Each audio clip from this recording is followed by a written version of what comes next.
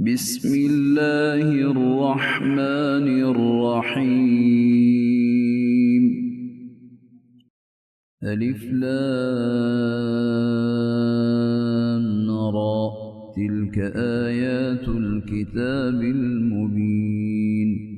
إنا أنزلناه قرآنا عربيا لعلكم تعقلون. نحن نقص عليك أحسن القصص بما أوحينا إليك هذا القرآن وإن كنت من قبله لمن الغافلين. إذ قال يوسف لأبيه يا أبت إني رأيت 11 كوكبا والشمس والقمر رأيتهم لي ساجدين.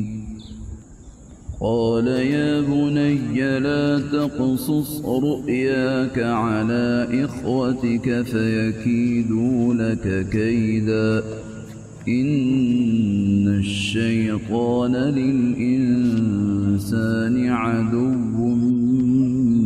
مبين. وكذلك يجتبيك ربك ويعلمك من تأويل الأحاديث ويتم نعمته عليك وعلى آل يعقوب كما أتمها على أبويك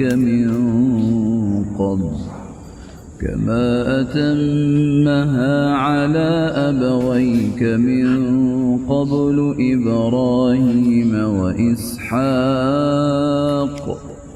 إن ربك عليم حكيم.